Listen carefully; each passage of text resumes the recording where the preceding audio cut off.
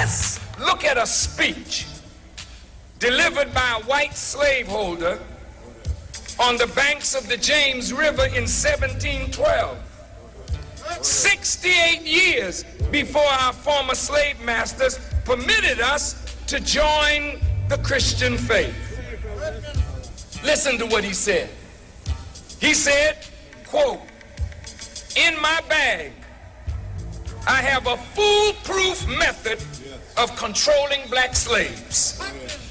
I guarantee every one of you, if installed correctly, it will control the slaves for at least 300 years. My method is simple. Any member of your family or your overseer can use it. I have outlined a number of differences among the slaves, and I take these differences and I make them bigger. I use fear, distrust, and envy for control purposes." I want you to listen. What are those three things? Fear, envy, distrust. For what purpose? Control. To control who? The slave. Who is the slave? Us. Listen.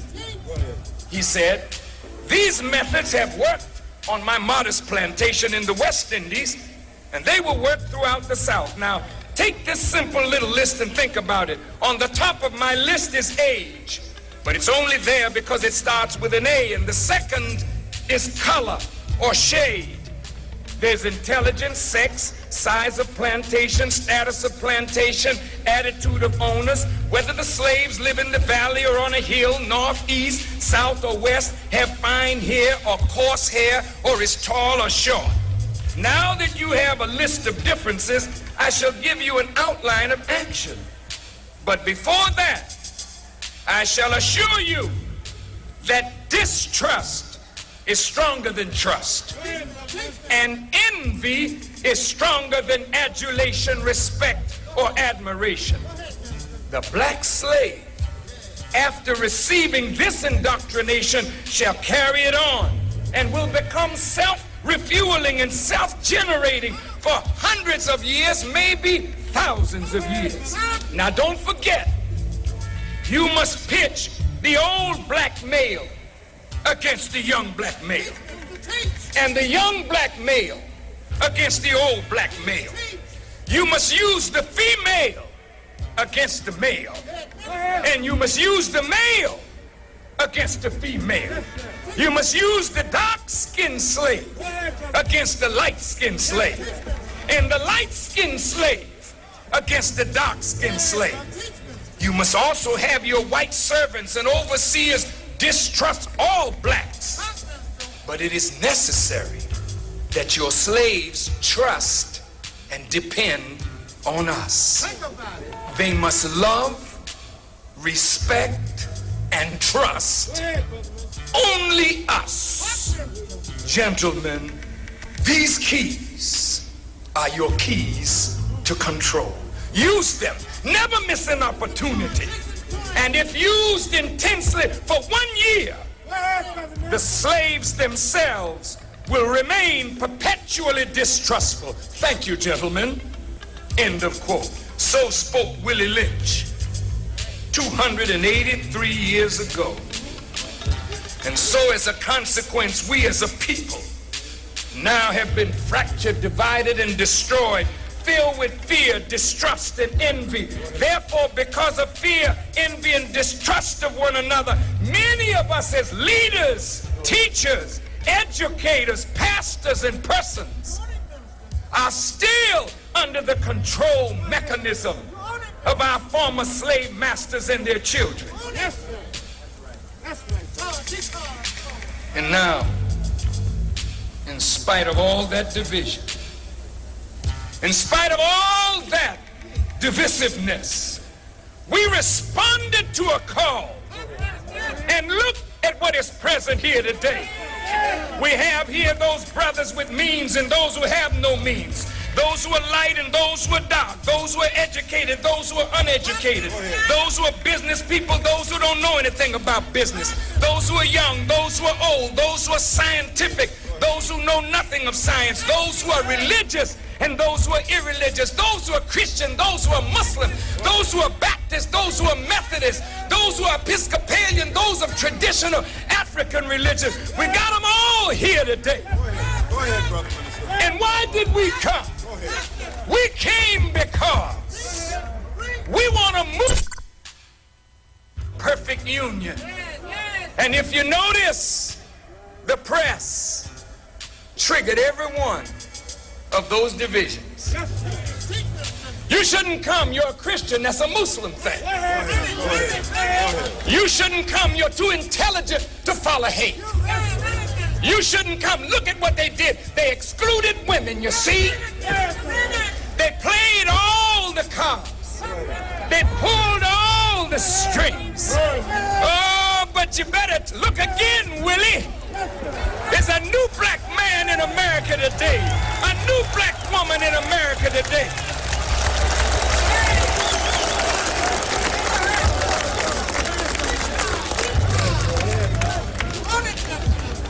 Now, brothers, there's a social benefit of our gathering here today, and that is that from this day forward, we can never again see ourselves through the narrow eyes of the limitation of the boundaries of our own fraternal, civic, political, religious, street organization, or professional organization.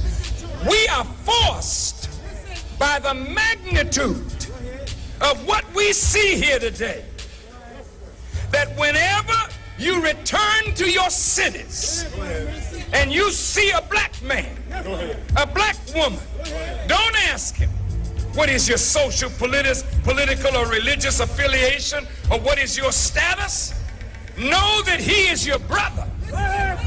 And if he needs help, you are obligated to help your brother because he is your brother. You must live beyond the narrow restrictions of the divisions that have been imposed upon us.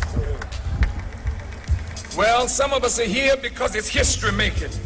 Some of us are here because it's a march through which we can express anger and rage with America for what she has and is doing to us. So we're here for many reasons, but the basic reason that this was called was for atonement and reconciliation. So it is necessary for me, in as short a time as possible, to give as full an explanation of atonement as possible. As I said earlier, atonement is the 5th stage in an 8-stage process. So let's go back to the first stage of the process that brings us into perfect union with God. And the first stage is the most difficult of all, because when we are wrong and we are not aware of it, someone has to point out the wrong. I want to say this again, but I want to say it slowly, and I really want each one of these points to sink in. How many of us in this audience at some time or another have been wrong? Will we just raise our hands? Okay. Now, when we are wrong, Lord knows we want to be right. The most difficult thing is when somebody points it out. Do we accept it? Do we reject it? Do we hate the person who pointed out our wrong? How do we treat the person who points out our wrong? Now, I want you to follow me. When you go to a doctor, you're not feeling well. The doctor says, "What's wrong?" "Well, I don't know, doc." "Well, where's the pain? Tell me something about the symptoms." You want the doctor to make a correct diagnosis. You don't smack the doctor when he points.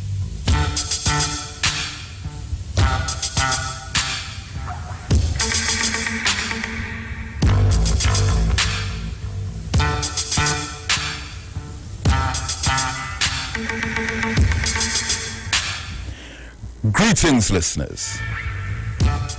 I begin in the name of Allah, the Beneficent, the Most Merciful.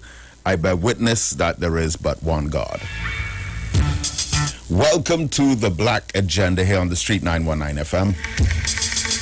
I am Brother David Muhammad, and I'm going to be in studio with you up to 9 o'clock this morning, and in a short while from now, I will open up the telephone lines and take your calls on 342-0081 and 466-5391. You can also send messages directly to me on 332-0214.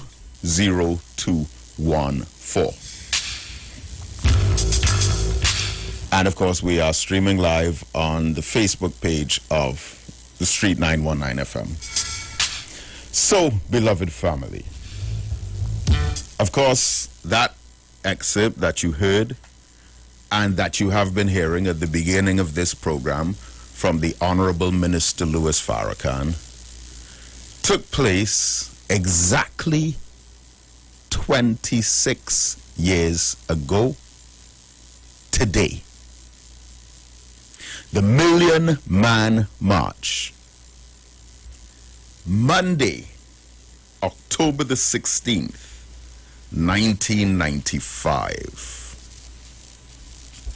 26 years ago today, that great event was held. But there was such a tremendous build up to it. And I am proud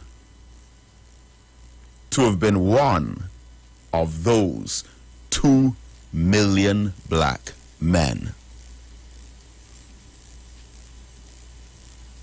who was there in person. But it was not just a day where we showed up. There was a whole line of preparation. And I'll share this with you because this Million Man March has actually been, hands down, the largest event in black history in the 20th century. The Million Man March, where 2 million black men gathered. It was obstructed, opposed, scandalized. There were attempts of propaganda against it. But it turned out to be such a success because all of the efforts against that great day, they all failed. Which is normally and often the result of those who have hate in their hearts. I was in the States for about 2 weeks before the Million Man March. And in listening to the news reports at that time in 1995, all the hype, all of the rumors that there was going to be violence. See, it's impossible to have so many black men together and there not be any shooting and killing and stabbings. And that the American military were on standby to drop a bomb. See, it's not just in Trinidad you have these people who have those sick ideas about dropping bombs on black people. Have you ever stopped to think about that, though? Where that idea comes from? So, like, every time the highway is blocked by the Beetham Gardens, you see a whole lot of non-African people in this country coming out saying they should drop a bomb on that area. They should drop a bomb on Lavent Hill. Has that ever really caused you to sit and think of where that comes from? That embedded hatred? But the story behind the Million Man March is really an incredible one.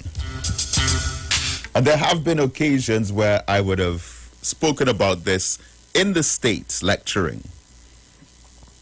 And people would have said, you know, that's really something. And really, the story starts with the 30th anniversary of Dr. Martin Luther King's March on Washington. And I want you to think deeply about this piece of black history that I'm about to share with you. Because this spirit has been a guiding force for our consciousness for almost 100 years. The 30th anniversary of Dr. Martin Luther King's March on Washington was held on August 30th, 1993. And guess who the keynote speaker was scheduled to be for the 30th anniversary of the March on Washington, led by Dr. Martin Luther King Jr. and the Civil Rights Movement. The 30th anniversary in 1993, the keynote speaker was to be the Honorable Minister Louis Farrakhan. The organizers were Reverend Jesse Jackson, Dr. Martin Luther King Jr. III, the head of the NAACP at the time, Dr. Benjamin Chavis, the head of the Congressional Black Caucus, Kwesi Mfume,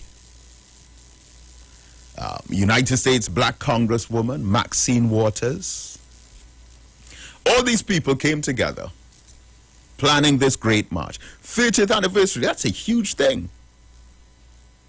And they invited Minister Farrakhan to give the keynote address. But then something happened. Because there were those who were giving money to support the march, to help publicize it, and to get the equipment and everything that was needed. Some of the Jews said, no, we will not accept Farrakhan speaking at that march. And at the last minute, figuratively, with just a few days left, a meeting was held and they had to withdraw the invitation to Minister Farrakhan to give the keynote address. This is 1993. They withdrew the invitation, and of course the Jews gave their money. Now, I have definitely around that time, from say the 1980s straight through to the 2000s, every single speech that Minister Farrakhan has done. And around that time in particular, 1993, I remember all of his speeches that he did. And Minister Farrakhan never in any of those speeches condemned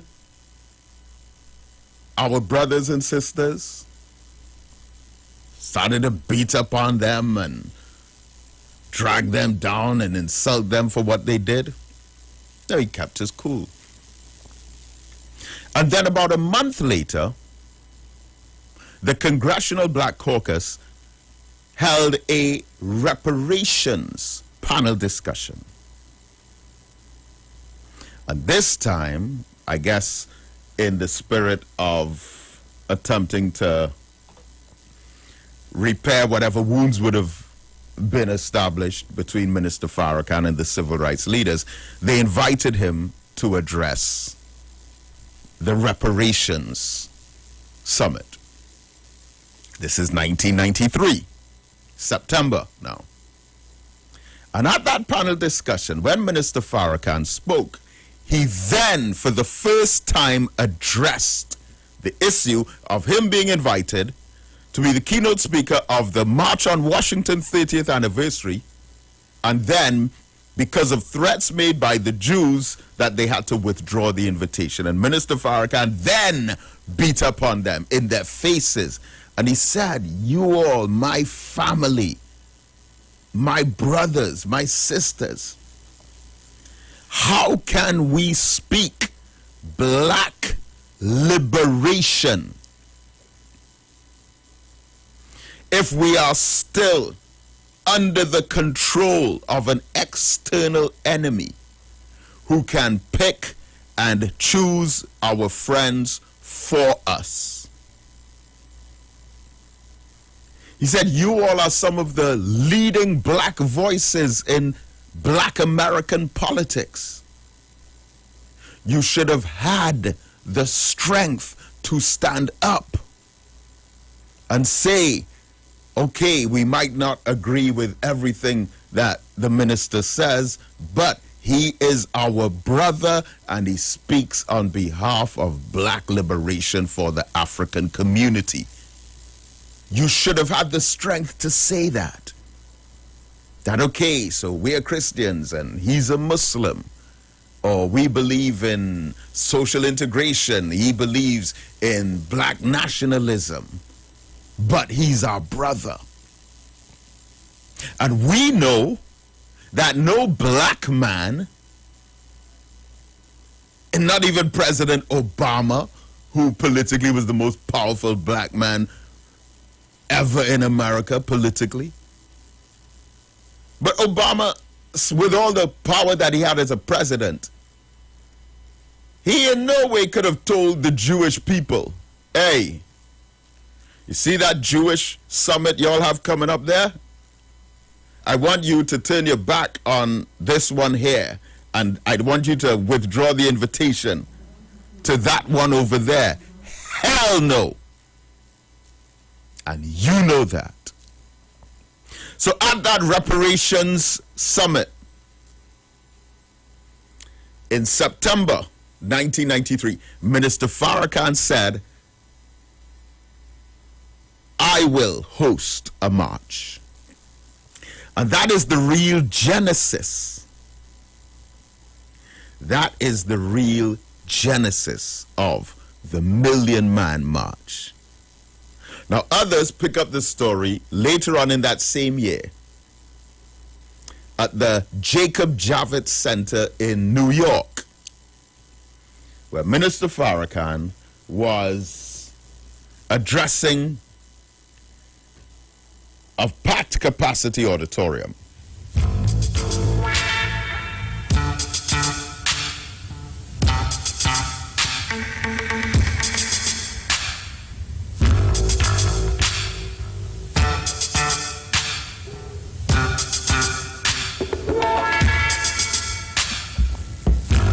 So at the Jacob Javits Center, there was a packed capacity crowd of about 30,000 people came out to hear Minister Farrakhan.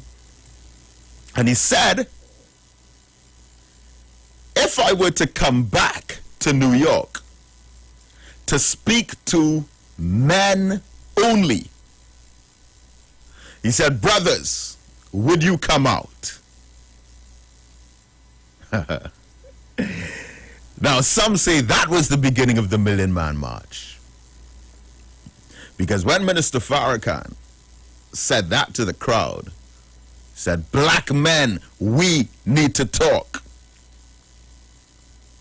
If I come back to New York to speak to men only, say, brothers, will you come out? And not only did the men shout their approval and applaud, but the men stood up on their chairs and roared approval. Minister Farrakhan returned to New York on January 21st, 1994, for the first of several men-only meeting. But something interesting happened just a few days before. It happened, I think it was the 18th of January, 1994. And the same thing happened back in 1972 with that Nation of Islam mosque in New York that I've been a guest speaker at on quite a few occasions, maybe at least 10 or 12 occasions. There was a raid by the police. And the same thing that happened in 1972 when Minister Farrakhan was actually a young minister in New York, which was Malcolm X's mosque. Same thing happened in 1994. The police, based on false information, raided the mosque, disrespected the sanctity of the house, and were sent to hospital. In 1972, when they raided the mosque, one of them died.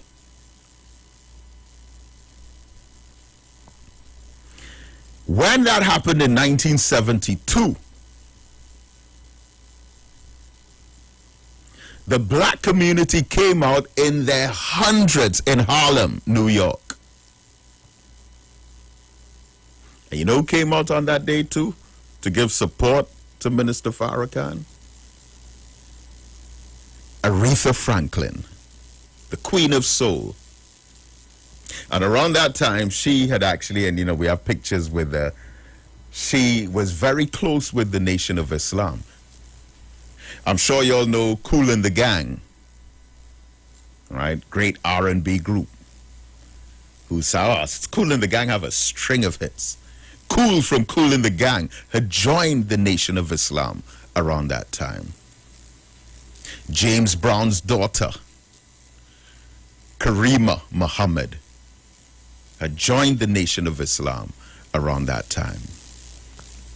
But when that scene took place in 1972 and the whole black community came out, the white police ended up asking Minister Farrakhan, this is 1972, can you please, after they raided the mosque, came in with their weapons,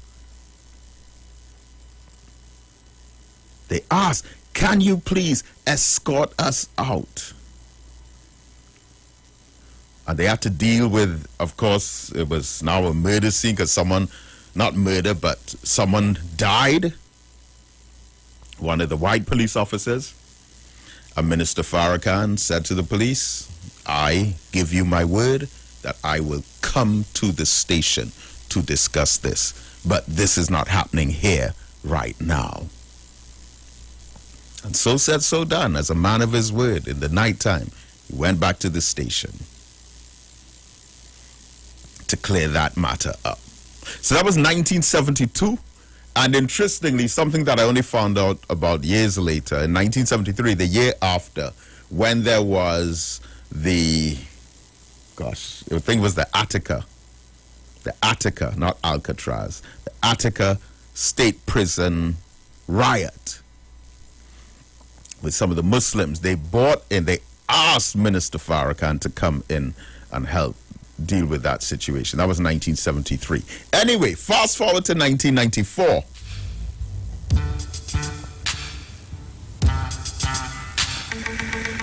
And they raided the mosque again. Same thing happened like in 1972. That same mosque, mosque number 7 in New York. But no one died. And then it was about 3 or so days later that the Nation of Islam hosted the first men-only meeting. 24,000 black men came out to hear Minister Farrakhan at the 369th Street Armory. Massive building, but it's not a fancy building. It's like a warehouse kind of building. And that was a historic day. Still nothing about any Million Man March. And then there was another men-only meeting in a smaller theater in Boston where there were about 3,000 black men. But then our annual convention came up. February, Savior's Day, February 1994. I had went to St. Croix, because back then, of course, there was no internet, there was no Facebook and YouTube. But back then, we used to have these satellite broadcasts every year. And so St. Croix, Nation of Islam in St. Croix in the U.S. Virgin Islands, were hosting a satellite broadcast of the speech. I remember that was also the first time that I saw the great black man, Kwame Ture of Trinidad, formerly Stokely Carmichael, as one of the opening speakers for Minister Farrakhan. And I remember feeling so proud. That was the first time I saw him speaking live. Yes, it was on a projector screen. I remember thinking, wow, this man was from Trinidad. And there he is. And then, of course, Minister Farrakhan came on. This is February 1994. And that same week, the Time magazine, I'm sure you remember Time magazine, there used to be these two global magazines, Time and Newsweek. Time and Newsweek. Glossy color magazines that were, I guess, the most widely circulated of their time. And Minister Farrakhan was on the front page of the Time magazine. And the headline was, Ministry of Rage. I remember he was talking about that, but it was on that day. It would have been February 24th, 1994. During that speech, Minister Farrakhan announced, I am going to be calling for 1 million black men in a 1 million man march next year. I remember hearing that. I was 24 years old, man. I remember saying, damn. I remember coming back to Trinidad and, telling those with me, hey, Minister Farrakhan is going to be hosting a 1 million man march next year. The original intention was for it to be held on October the 7th, the birthday of the Honorable Elijah Muhammad. So, then, after that, of course, was the third men-only meeting, then the fourth men-only meeting, and then the fifth. There were about, leading up to the 1 million man march, probably about 15 or 16 of them. The biggest one being Houston, Texas, 40,000 black men. And then as the time drew closer, all of the hype, all of the propaganda, all of the rumors about the police and the soldiers and the army coming in and they're going to shut down the Capitol. So I was in New York for about 2 weeks before, in the build-up, and I'm looking at the news every day, CNN and Fox News and ABC saying something about Minister Farrakhan, talking about racism and calling for black people to be radical and Islamic fundamentalists. They tried to brand it as a Muslim fundamentalist march, as a racist march. Oh, they tried so hard. They tried so very hard.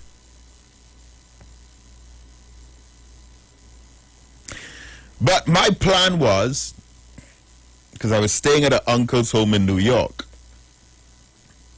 for those 2 weeks prior, my plan was to stay at my uncle's home in Baltimore. And from there, on the morning, go to Washington, D.C. Now, the day before the march, it was myself and Brother Jeffrey Muhammad from Trinidad. We were up there. Now, and I'm telling you straight up, I'm telling you honestly,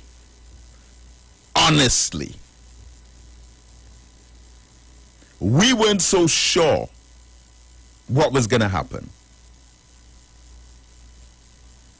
And there was a brother from Trinidad in the Nation of Islam in Baltimore, because we attended the mosque, the Sunday meeting at the mosque, where my young brother, in fact, me and him were the youngest ministers in the whole Nation of Islam at the time. Minister Carlos Muhammad from Baltimore. Brilliant brother. Still on his post, still working hard today. Now, we attended the mosque on the Sunday, and we met a brother from Trinidad. We actually met him before. He came to Trinidad sometime, but he was born in Trinidad. Brother Ronald. No, sorry. Brother Ronald was not born in Trinidad. Brother Ronald married a sister from Trinidad. Right.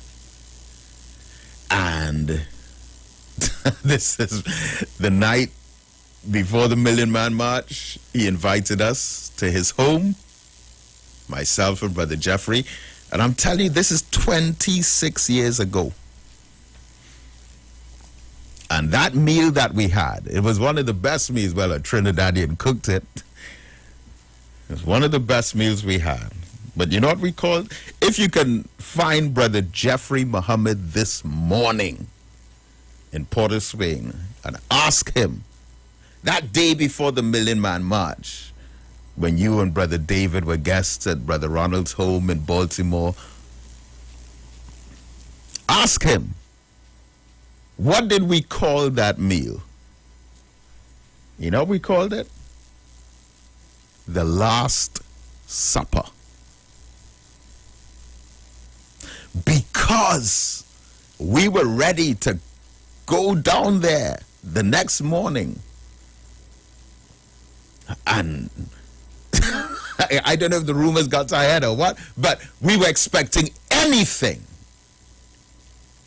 Imagine the news, the major news TV stations, the major news networks, and those on either side of the political divide, pushing this almost identical negative propaganda.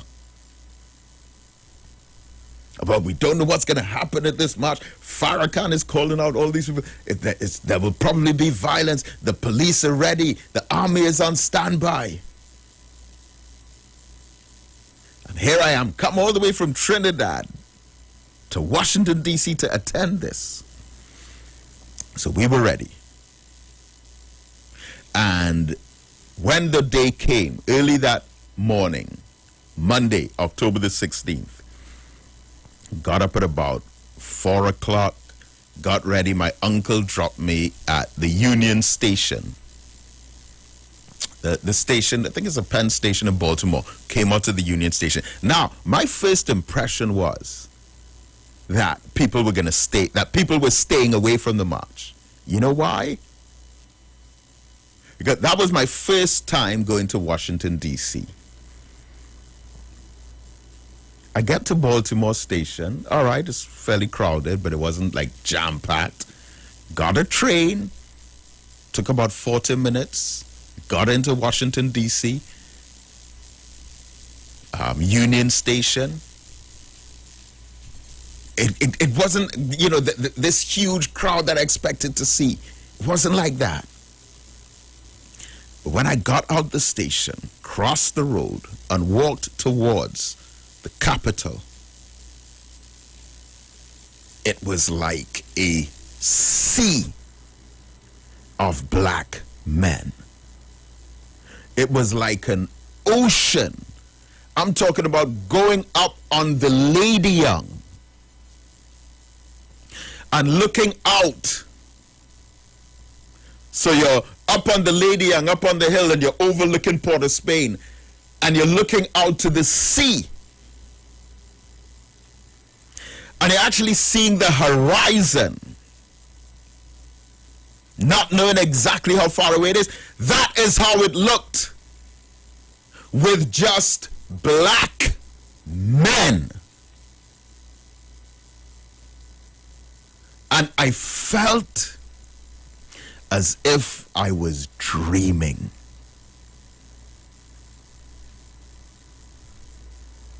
Just seeing brothers for as far as you can see.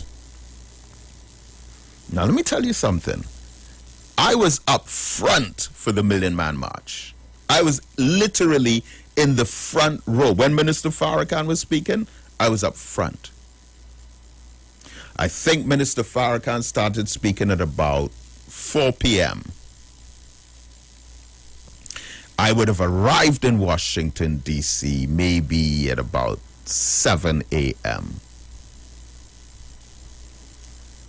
And it took me, I got to the front of that march probably just 15 minutes before Minister Farrakhan started speaking. What did I spend the day doing?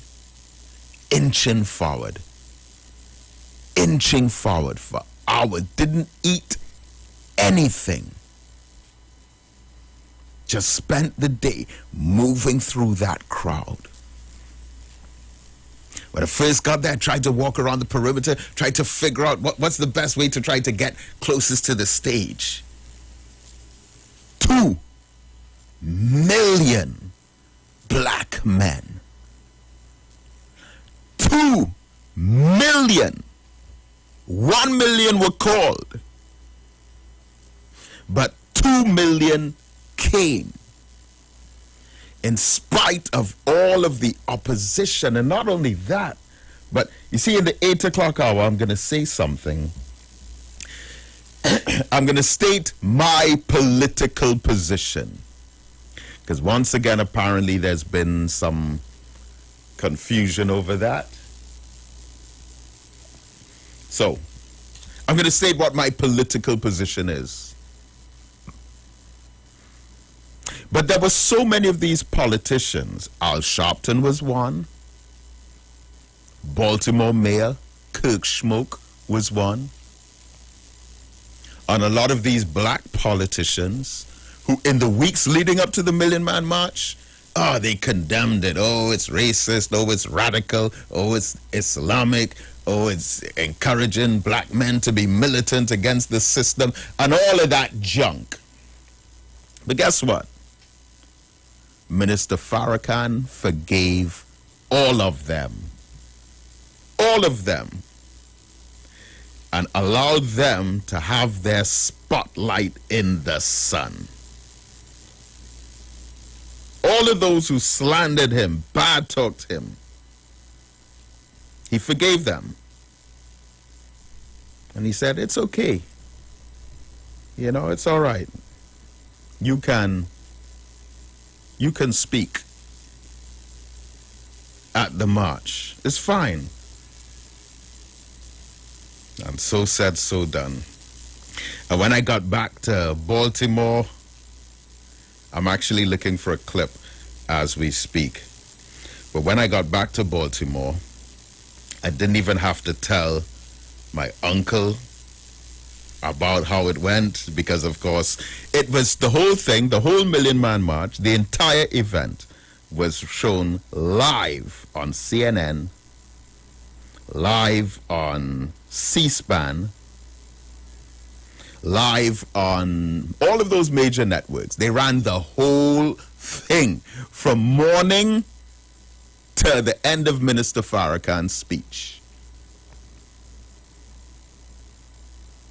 And so, as I would have told you, in Trinidad, we had a signature campaign where we signed up 4,000 brothers in Trinidad, basically saying we wish we could have been at the Million Man March, but, you know, we couldn't, but we're sending our support. And somehow, again, this is miraculous. Somehow, when I was leaving Baltimore to go back to New York, I was able to get Minister Farrakhan on the phone. And he said to me, he said, Brother David, remember I was 25 years old. He said, Brother David, where's that signature campaign you told me about? And I said, well, I was still in shock that I actually got him on the phone. And I said, I have it with me. Here, sir. And he said, listen, we're having a press conference at the Buena Vista Hotel, such and so and so. He gave me all the details. He said, you need to be there, brother. I said, yes, sir. I'm already ready to go back to New York. I said, yes, sir. Again, it was a miracle how I got in that, how I got there in time one and how I got in the room, because you had probably over 200 media representatives from all over the world. Never seen a press conference like that. It was in a massive ballroom, hundreds of cameras, journalists. And it was the son of the Honorable Elijah Muhammad, Brother Rasul Muhammad, who actually got me in the room because it was packed to capacity. They weren't letting anyone in, and there were hundreds of people outside.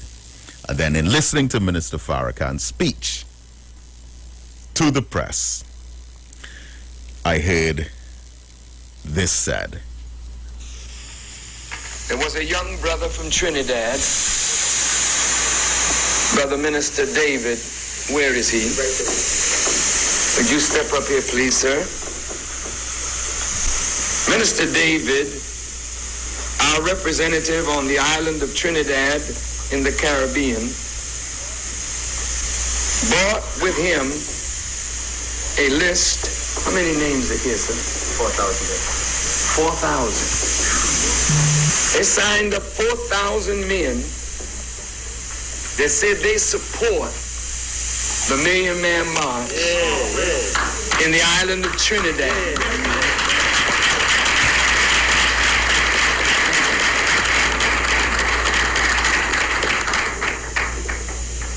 Brother David, we are grateful. And of course, that remains one of my most beautiful moments in this life. And needless to say, that was a new inspiration to come back to Trinidad and continue doing this work.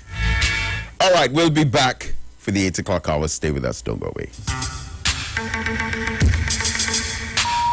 The views expressed are not necessarily the views of the management of the Street 919 FM.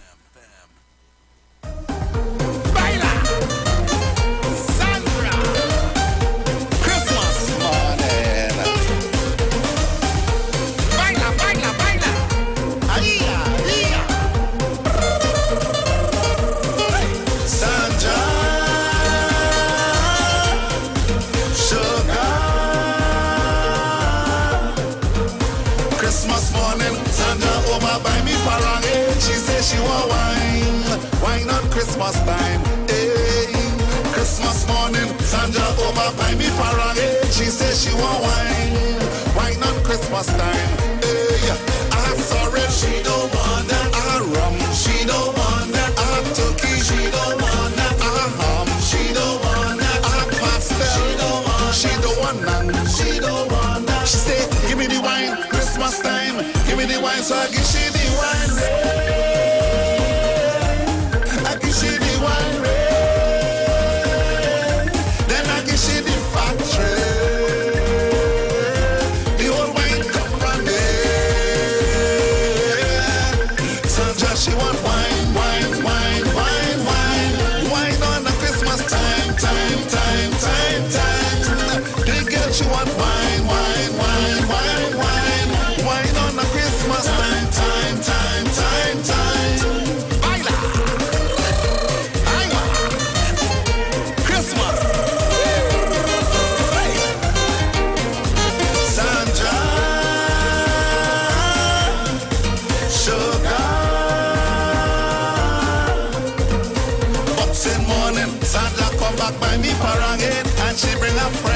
So it's me and both of them. Hey, boxing morning, Sandra over by me parangin, and she bring a friend. So it's both of them. Hey, Johnny, she don't want that. Henny, she don't want that. Top, she don't want that. Pork, she don't want that. Wine, she don't want that. The whole fleet, she don't want that. She said, give me the wine, Christmas time. Give me the wine, so I give them the wine. I give them the wine.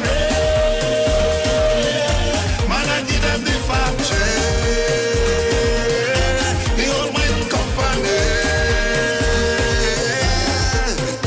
They want wine, wine, wine, wine, wine. Wine on a Christmas time, time, time, time, time. Sandra, she want wine, wine, wine, wine, wine. Wine on a Christmas time, time, time, time, time. Baila, Sandra, Christmas morning. Sandra, sugar.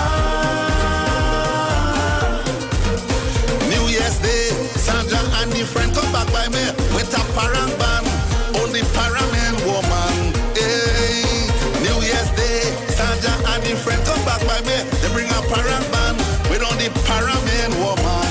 Hey, I have apple, she don't want that. I have grapes, she don't want that. I have banana, she don't want that. I have pear, she don't want that. I have rose fruit, she don't want that. I have it all whole, she don't want that. She said, give me the wine, Christmas time.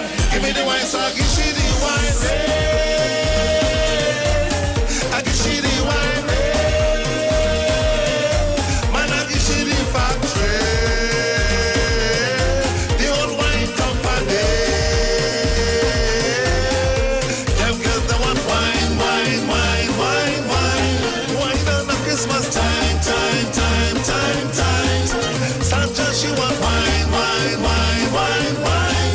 Wine on the Christmas time, time, time, time, time. Give me Sandra, give me the Sandra, hot like fire. Give me the winer, give me Sandra, hot like fire. She's the winer, she's the winer. Sandra, sugar. Oh yeah, yeah, yeah, yeah. Sandra, sugar.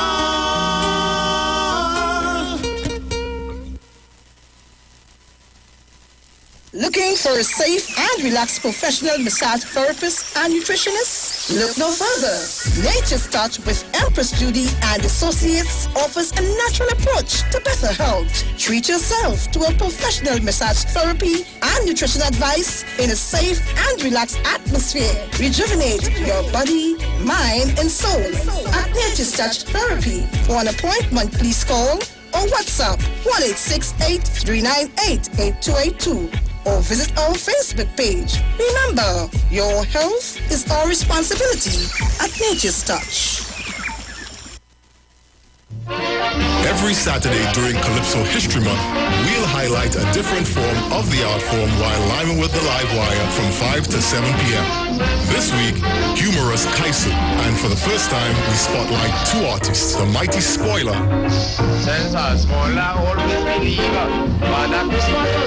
and Lord Funny. How you could walk, how you could knock. Calypso History Month on feature Liming with the Live Wire this Saturday from 5 to 7 p.m. on the streets 919 FM. After all the talk during the week, don't switch off on the weekend and keep it on the street. It's classic soca and classic kaiso when you're liming with the live wire on Saturdays from 5 to 7 p.m. only on the street 919 FM.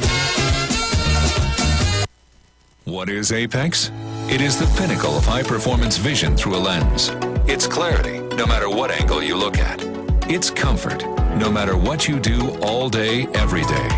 And it's customized, with every digital measurement your eyes require to see at their very best.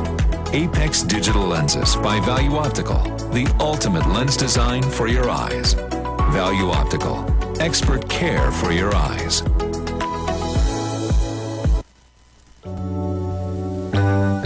Blessings in the wonderful name of our Lord and Savior Jesus Christ. You are invited to listen to the Final Hour broadcast heard every Monday from 12 midnight to 5 a.m. in the morning on the Street 919 FM radio. Hear my mom, Pastor Helen Garcia, and myself, Pastor Valentine Garcia Jr., preach the Word of God to the elderly, youth, and children. We can be contacted at 629-0113 or 623-8444. The church is located at 26 Prince Street in Port of Spain. We look forward to you joining us. God bless you. As my life I lay it on the altar, as my life. Better vision for your physical eyes, and through the eyes of faith, let healing arise in your mind, body, and spirit. At Natural Heal Ministries, we teach kingdom principles for living that brings the blessing of God to your mind, body, and soul. NHM Professional Associates are located at number 10 Moody Stewart Street, Monrepos, San Fernando. For more info, contact Dr. Desmond Phillip at NHM on 349-3494. NHM Professional Associates can be heard live on the Street 919 FM every Saturday from 9:05 to 9:55 a.m. Share the live. Share the live. The Street 919 FM on Facebook and Instagram. Share the live. Iowa George on Instagram. Share the live. Iowa TV and Street TV on YouTube. Share the live. The Street 919 FM.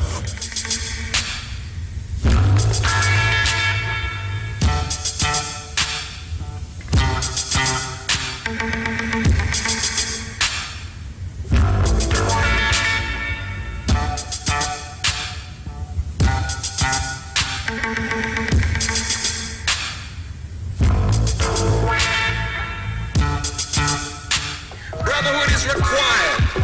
Brotherhood is demanded. Brotherhood is obligatory.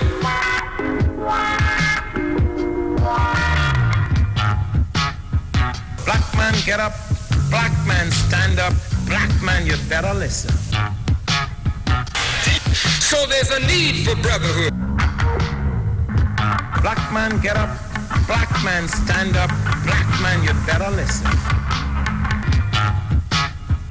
Black man, get up. Black man, stand up. Black man, you better listen. Brotherhood is demanded. Black man, get up. Black man, stand up. Black man, you better listen. Brotherhood is required. Brotherhood is demanded. Brotherhood is obligatory.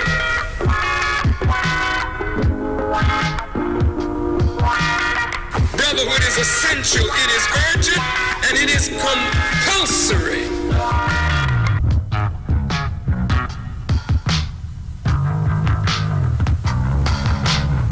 But the time demands brotherhood. Whenever the dominant white society fears for its economic future, racial tensions are always aggravated. The aim of Almighty God is to bring the black man and woman together. The aim of Almighty God is that we, no matter how divided we have been in the past, must experience unity in order to gain the success that we seek and the progress that we desire. There is no way that a divided people can build a future.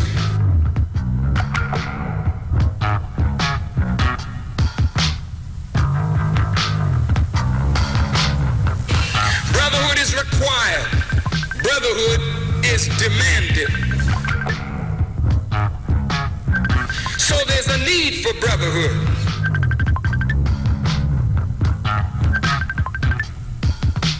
But if you walk the earth proud and arrogant, you never learn your lesson because you think you already know. And how the hell could you know and be in the shape that we're in? How can there be any brotherhood if there's not even the honoring of a word?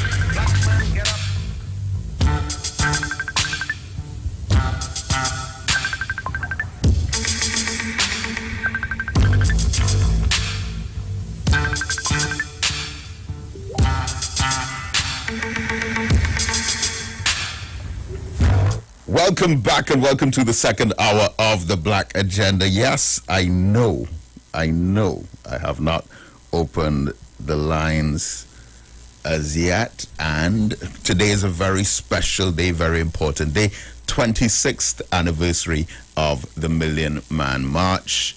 And so I felt, listen, that hour that I just spoke for there, trust me, I could give you a similar story for every celebration, such as the 5th anniversary of the Million Man March, which is the Million Family March, the 10th anniversary, which was the Millions More Movement, which is the template for which we established the Black Agenda Project Organization with the 9 ministries: health, agriculture, education, security, arts and culture, business, justice, information, science and technology. The 19th anniversary of the Million Man March, which I was part of the planning committee for, which was held in Jamaica. And we spent a week in Barbados with Minister Farrakhan in September 2014, planning that. And then the 22nd anniversary of the Million Man March, which would have been in New Jersey, where I was a guest speaker. So I was a guest speaker for 2 of the anniversaries of the Million Man March, the 19th anniversary in Jamaica, and also the 22nd anniversary in I should really run that clip for you, but on another occasion. Next week, inshallah. But just before I open up the lines, I just want to make something clear. My political position. See, beloved family, since the early 1990s, when I started this work at age 22, from that day to now, my political position has been consistent. I have never changed my mind about how I feel about politics. I've never said anything, declared a stance, and then a few days later or months later or even years later changed my view on it.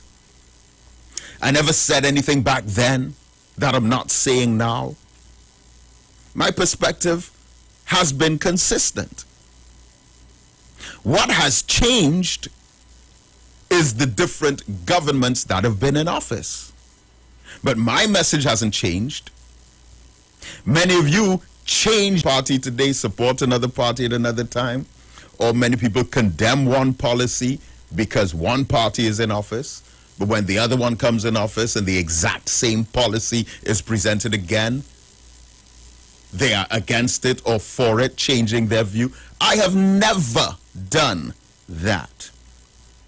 I've never changed my tongue or reversed my views on Caribbean politics in general. I have stood my ground throughout. And there have been many moments, many moments, where I have been loved and applauded for taking a position, and then slandered, cursed, condemned, and backstabbed by the exact same people who applauded and congratulated what I said, simply because there was a different group in office. But while the governments change, the parties change, the supporters change, my position has always been the same regarding politics. 1, I have never voted. 2, I have never supported a political party. And 3, I have never tried to force, coerce, convince, or advise anyone in this country to vote or not vote in any election. I respect everyone's choice. I've observed times where people would try to link an opinion with support for a political party, but that's the culture in this country. And all these accusations, especially since we got that land and built that Kwame Ture Center. So some supporters of one political party felt, no, you shouldn't have done that. Shouldn't have done what? Create an educational institution for African youth, host African business expos, public speaking workshops for children, free holiday camps for the children, Black history lectures every week, African farmers market, bringing together our brothers on the two sides of the so-called divide of Rasta and Muslim, visiting the gang leaders and establishing a concept of unity. We shouldn't have done that because the land was given under one government instead of the other. But my political philosophy is black nationalism. I believe in the race-first ideology of the Honorable Marcus Garvey, and my position on this current system is based on the teachings of the Honorable Elijah Muhammad, which is separation. We were never, ever, ever taught nor encouraged to integrate with a system that does not give justice to black people. Going back to the 1930s, our position on this system is, if we as black people cannot get freedom, justice, equality, equity, equality of opportunity, and fairness within any society, we must take steps to create our own institutions.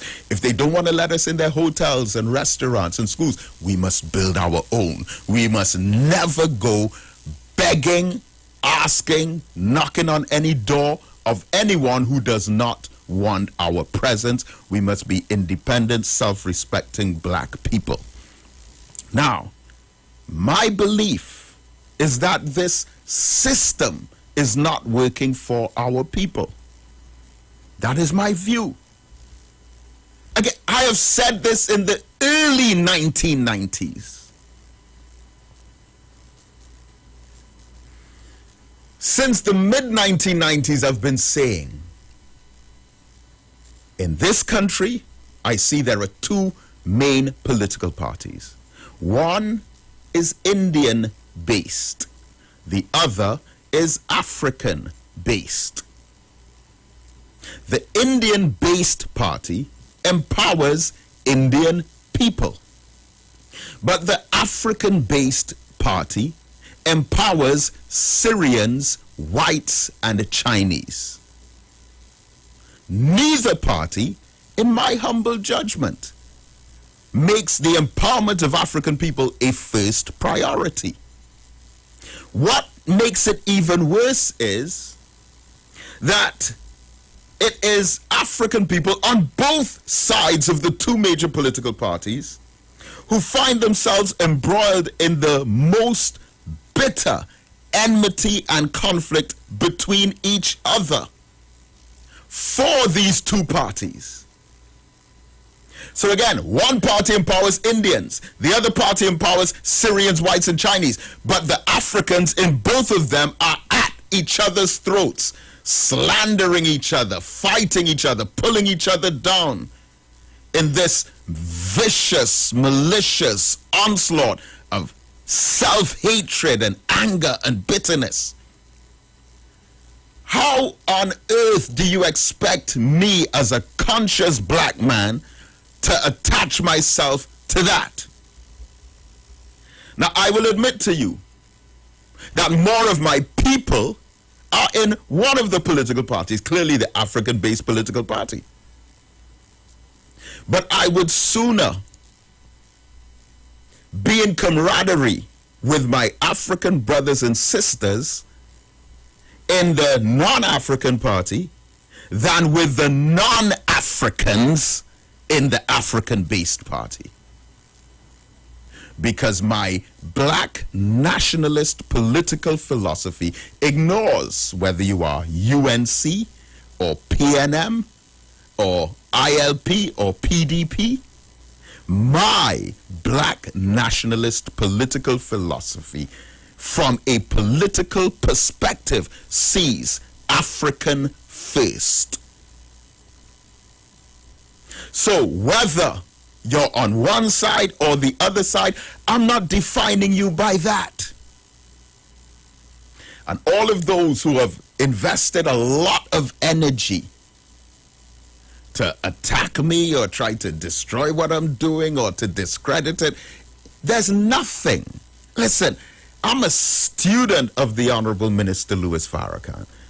There's nothing that you, my brothers or my sisters, could ever possibly say about me to make me hate you in the way that the system has made you hate your own people. It doesn't matter what you say. You know, especially on this radio station, you know, you get all these messages and go, oh, Brother David, they're bad talking you again. They're saying this about you again. They're saying that about you again. You cannot say anything at all,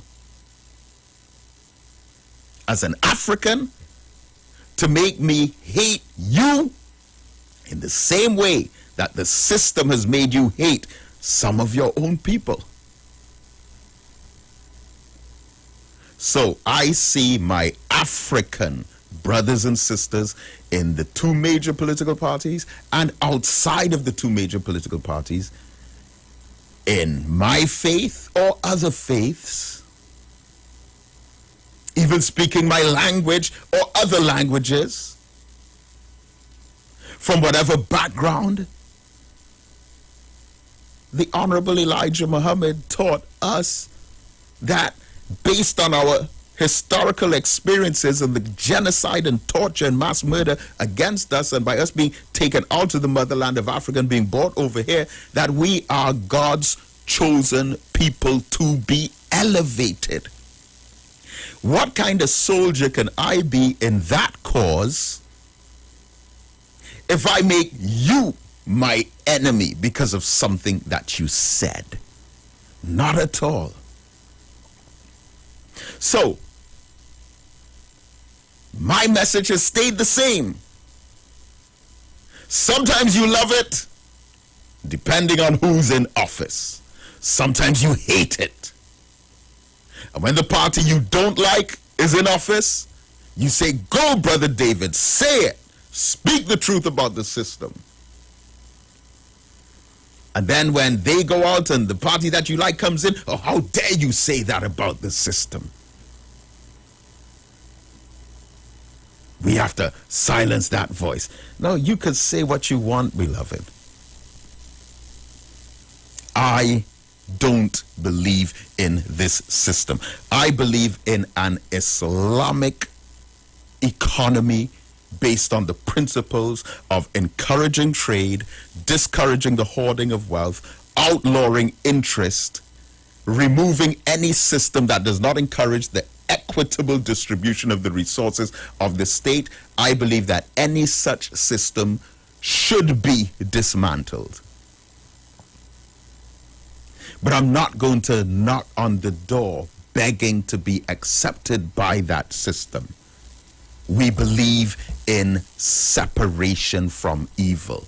Today is the 26th anniversary of the Million Man March. And you know what one of the themes is? Separation or death. And that is how I see this system. So I'm not part of any group that is planning any march or protest against the government, or I'm not on any committee. I represent the Nation of Islam. under the leadership of the Honorable Minister Louis Farrakhan and the Black Agenda Project Organization based on the 9 ministries. We operate the Kwame Ture Education Center. I'm not involved in any of that. But if a group is planning a march or a protest against the government and they use my material or ask for a perspective, I'm a teacher. I'm an educator. I have videos that have been viewed by the millions cumulatively. And we now have this video running all over Africa, just crossed 202,000 views. It's in Ghana, Nigeria, Kenya, Cameroon, South Africa, Ethiopia. Do you really want me to narrow my mind down to Kamla and Rowley and Stuart Young and Indar Singh? And no, beloved. When it's necessary, we deal with that. But this message is much bigger than all of that. So I'm not part of any group or planning any protest or anything like that, but I support 100% the right of any group or individual who feels that they must stand up for justice. 100%. And I will defend your right to speak truth to power. I am 1,000% against mandatory vaccination. I've made that clear. I've done a video that has gone worldwide on that theme, talking about the United Nations International Covenant on Civil and Political Rights. I've made that very clear. But what is my position on that? So they're refusing to let some of the children in the school. I think that is criminal. Am I going to go with a picket sign outside the Ministry of Education? Hell no. But what I am going to do is do my best to facilitate private education, free classes in as many subjects as we possibly can, and to help facilitate the registration process of private candidates to do CAPE and CXC subjects. We have to think more about doing things to create change as opposed to complaining about things that need to change. And half the time, the things that need to change are us. So I'm not going to condemn you if you're marching or protesting. I'll give you total moral support. But that's just not my thing. And it's the same with the civil rights movement. The civil rights movement under Dr. Martin Luther King. When Kwame Ture, named Stokely Carmichael at the time, was a young man, they were marching and protesting, and they were calling for the government to end segregation and racism. And they marched and picketed outside the hotels and the restaurants and the shopping areas that did not let black people in. I support them. But that is not my approach. The Honorable Elijah Muhammad said, one of the prerequisites of being a civilized person is to not go where you are not wanted. And we, the Nation of Islam, never marched in the civil rights struggle to beg white people to let us in their businesses. Hell no. The Honorable Elijah Muhammad said, black people, pool your resources together.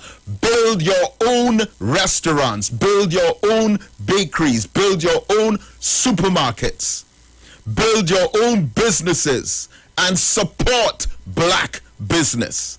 Let us create a black economy. And then the same Syrians and whites and Chinese who one political party is making rich, and the wealthy East Indians that the other political party is making richer, then and only then will they respect us.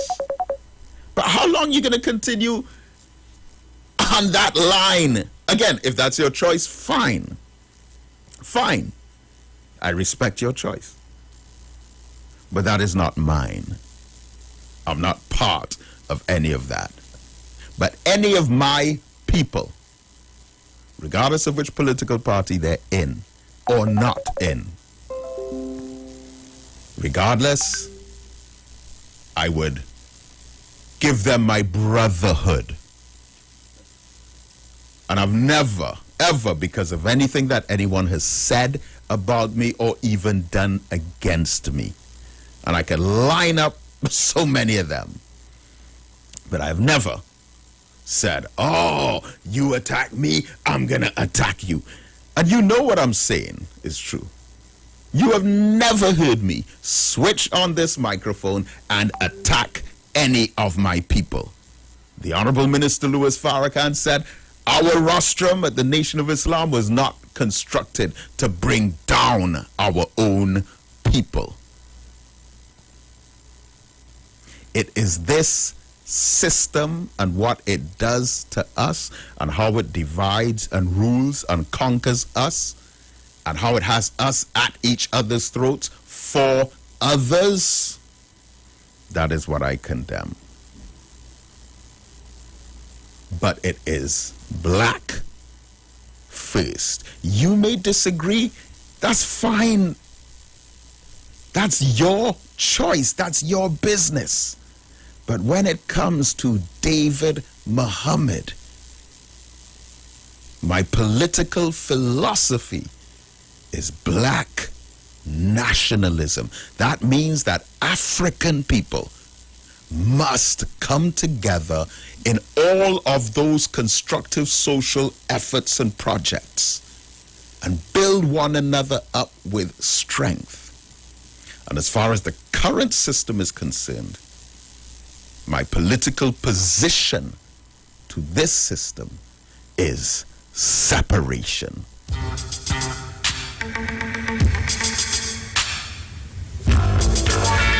I hope that's clear. I hope that's clear.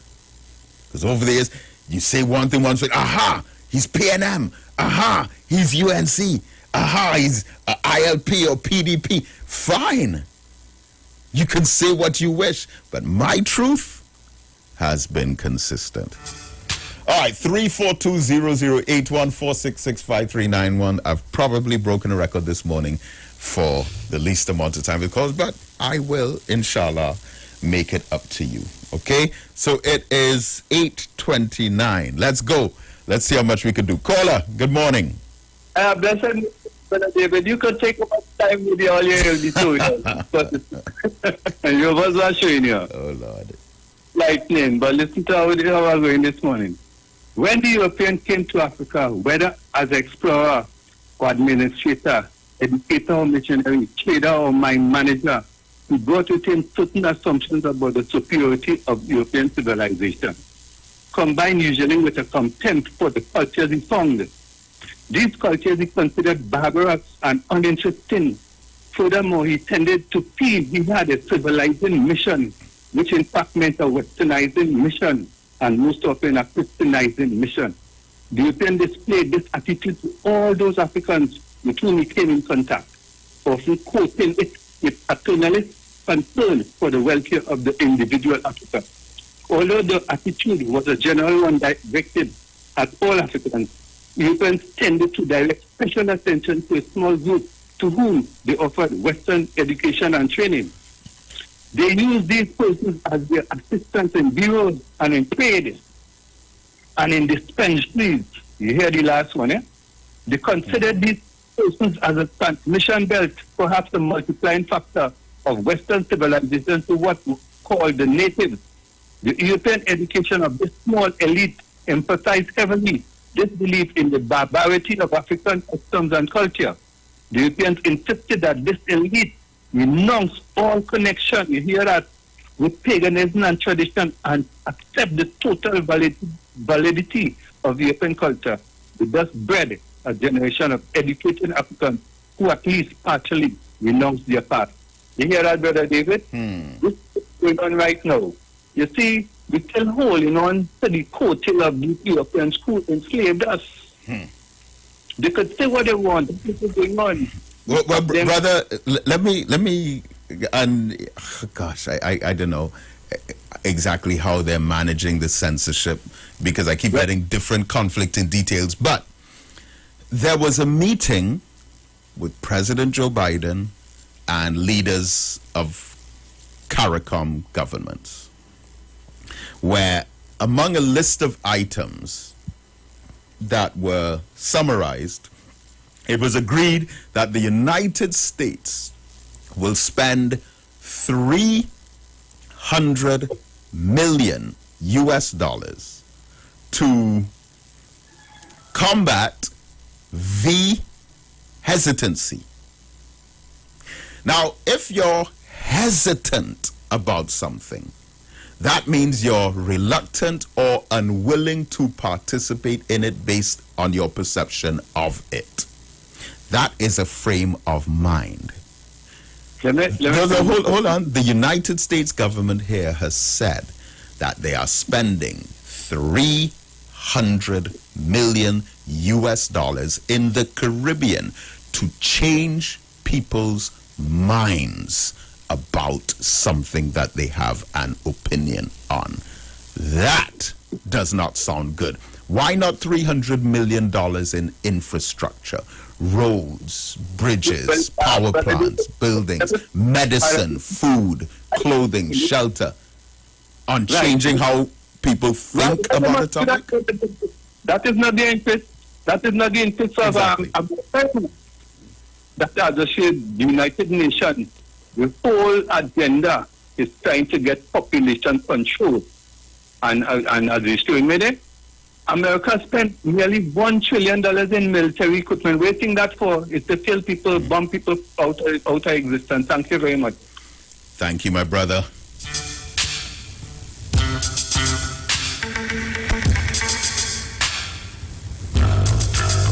These are the times we're living in, beloved.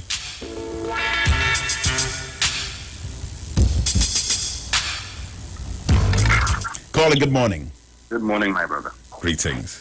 Greetings to you. How are you today, sir? I am fine, thank you, sir. And I am one of those who tend to call to have a different view on your opinion. Mm-hmm. Let me see if I can get the African, because it seems that there's a problem with the African in Trinidad and Tobago.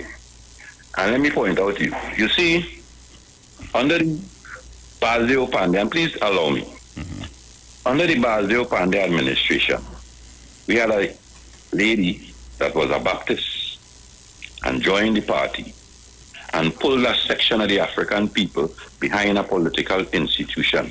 And they gave them a church, a piece of land to build a church. And because of lack of unity, today, about 20 temples went up between 2010 to 2015, and we cannot build a church. So let me show you where you start. We start with the Million Man March. And the Jews was backing us, and because we decided to bring a man of a different view, they decided to pull out the money. And we have the same problem in Trinidad and Tobago. Because black people, we had a Million Man March, which you was a part of right here. Excuse me? We didn't have a march here. What do they call the march that they had here that you was a part of? That I was a part of? Which march was I a part of? Well, they had a march here after the Million Man March. What did they call it? With Mighty K and Andy Williams and Lennox Smith and all of them. They had a march in town. You said I was a part of that? I believe you was a part of that. You tell me. Okay, sir. Wait, one second. First of all, before you say I was a part of something that I was not a part of, you should ask, Brother David, were you a part of this? I'm saying that they are saying that you was a part of that, so I'm wondering, you were to tell me. No, but you proceed to say that I was a part of something that I was not a part of. But you know what I'm referring to? There was a march in Trinidad and Tobago that emulated the same Million Man March that drawed all Africans together. And today, I see nothing come out of that. I see no money raised, I see nothing built, because we use politics.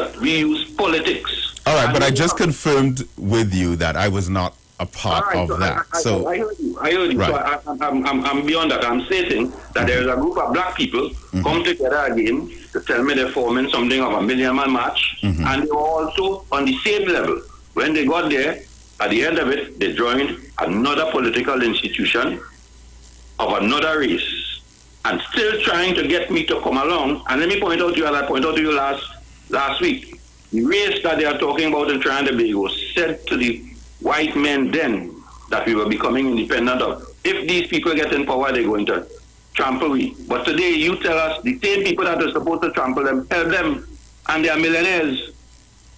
Not so. The same black people that they went to the laws in England to tell will trample them, made them millionaires in this same country that you tell me about today. All right, so what does this have to do with me, though? Hold on, let me finish. No, come on. Because, just a second.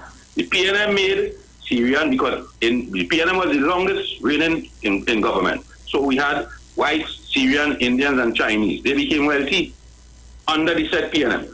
The only person who didn't become wealthy was black people, as they want to say. Not so? Please make your point, because I'm confused. The point I'm making, Brother Mohammed, we tend to try to kill a political institution. That political institution is what have us having free education here today. Pension.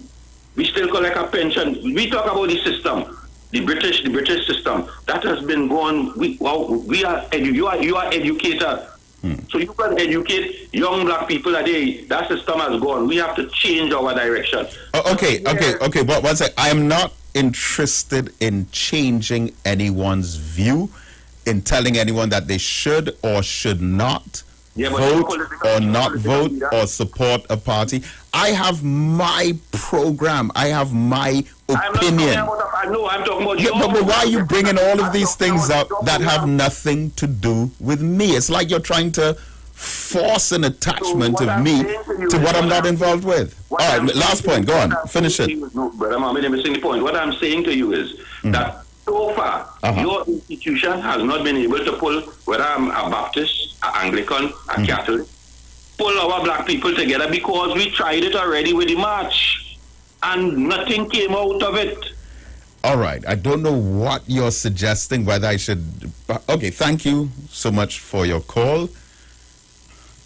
I think it's kind of in reference to something else. Now, I don't relate really to what you're saying. That has nothing to do with me. You have your opinion and your view. I respect that. You cannot try to convince me that my view on black nationalism or liberation or an education movement, you cannot try to convince me that I should not be doing that I should not be taking that position. All right, anyway, caller, are you there? Let me say good morning to you, Brother Mohammed. Yes, good morning. Yeah, go on. Our time is really short. Yeah, I don't time. But Brother Mohammed, is that the first time people name being dragged down in the mud? And I believe he's speaking about Gladiator. Right, yeah, Gladiator did have something of that thing. Yes, I believe it. I definitely wasn't involved in that. No, he was involved in no match, if I could recall the history in this country. You know what I mean? He was involved in no match. That was Gladiator you were speaking about, with Mikey K and Andy Williams and them. That time all of them was good. And is the mayor, that program, well, what their name mention it, it has tried to pull down black people to make Kamala look good. Because my name was dragged on that program some days ago. And believe that me, Kingsley, will answer them. I will answer that certain host. That host is ignorant and runs to the fact that he does not know what he is doing. That is a desperate man there. So we didn't respond to somebody like that who can call my name. And I did hear your name called the kind of person you are. You are focus on, you are black. When you talk about black, you know about black. People who speak about black, they know about black. They could call you, I always say, you could be a certain right now because you focus on black issues and deal with the black current affairs, what taking place in this country, the Caribbean, and the world. I know you do with that. So again, Brother Mohammed, it's not the first time your name will be dragged up. My name is dragged because my name was dragged, and I will never respond to him because it will make no sense because I know my child the mangoes, and they have to put at me. I say, if you know your tree have the mango, but you have to protect your tree and protect your mango on your tree because they want to lick it down. So you have to protect that. But at the end of the day, Batara will be Batara. Batara is a PNM. It's how you black. And I respect that. I respect that. PNM. Nobody can say nothing about the PNM. It can be wrong or right.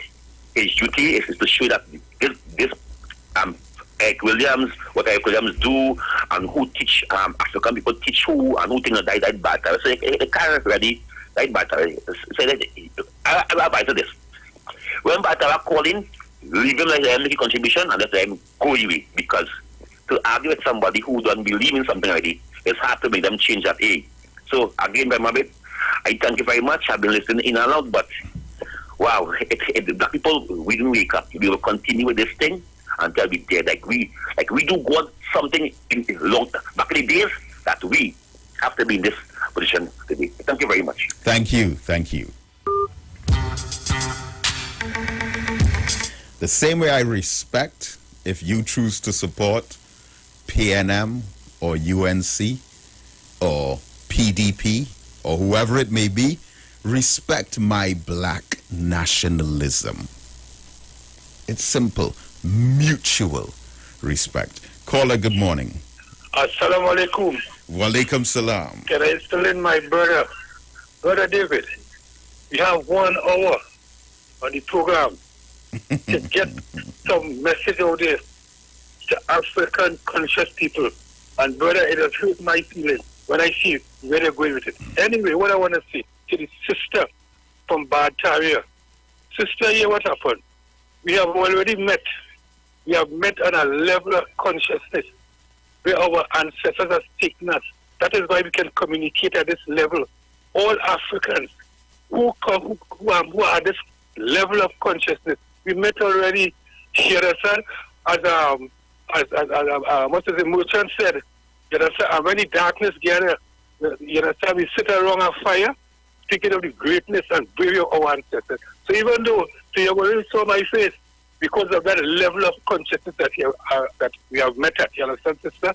So I have no fear. I have more information to send to you, and I want you to take it in. I met a brother some time ago, Maximan, and the level of consciousness, 3 occasions after I met him, he met me, he saw me, you understand, called me, because we are on the same plane, we traveling on that dimension, consciousness. Our ancestors have us together. They brought us there, they have us there. That's why we can communicate at this level. But I don't hear from Miss Barbados, and I don't hear from Miss Laokita. I don't know from Miss Laokita, but I don't hear from Miss Barbados. Well, Miss Barbados is probably... Yes.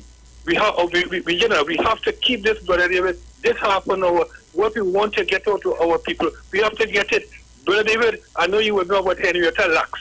Of course. Right. Henrietta Lacks. But listen, let me tell you something. My Wednesday night program, which is live on Facebook, that is honestly, and also my Gael television program on Sunday night. I'm talking about it tomorrow, as a matter of fact. But they stole that black woman's cells for scientific research and never informed her or her family what they were doing. And she is just one of several examples. I understand that her grandchildren or something just got some kind of compensation for what they did. They're suing them. Yeah. You understand? They're suing them. Yeah. They say the stem cell that they got from her, it could wrap around the world. That's that. This is our program there. There's some there. You understand? Yeah. This is what we need as a people. This is what we need to. You see, Brother David, you said something earlier on. You said at one point in time that you all had the Last Supper in the Million Man March. Yes. There was a time in my life when I thought I had never reached age 50 in this country during the 70s. I had thought that, you know. And I wanted to go before I said it to your sister. I have never been personally in Africa. My plan was just before this mess started here, this COVID thing, to go to Ethiopia and Ghana. And what happened? But I have been there. I have been there. Spiritually, our ancestors took me there because I learned the language of our ancestors' tongue. The Amharic, without a tutor, I learned it. They taught it to me. They kept me, and I never forget it. Up to today, every day I stay within that language. So even though I wasn't there physically, spiritually, ancestrally, I was there. So, sister, you have more information to get on. So I have to give you Dr. Reagan. You understand? You have to. And what I say, when a friend come, I know it will be passed on. Somebody will come by you, and they will take a taste. Because I said, my mother will say, it's bitter to swallow, and they will want more, and they will pass on that. But David, your time is so short, and the political people with the agenda just come inside of here and cut it up. You understand? And take away the time that they have. You see the onslaught that they're carrying on and what's them on the president and an African woman? Have a good day, my brother. We should say. Thank you, my brother. Today is a special day. The 26th anniversary of the Million Man March. First of all, Trinidad barely has 1 million people. How could we have 1 million man? We don't even have 1 million men in Trinidad. Right? Even up to this day, we still don't have 1 million men in Trinidad. So how could there be 1 million man march in Trinidad? Caller, good morning. Morning, brother. Hey, my brother, what's happening? I did. Long time. How's brother Duran doing? Better.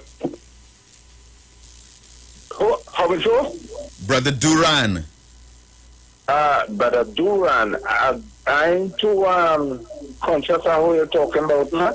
Okay, well, you introduced him to me the last time he came up. No, you're talking about Revelation. Well, yeah, that's another name that goes by. Yeah. Well, he always supportive of you, you know.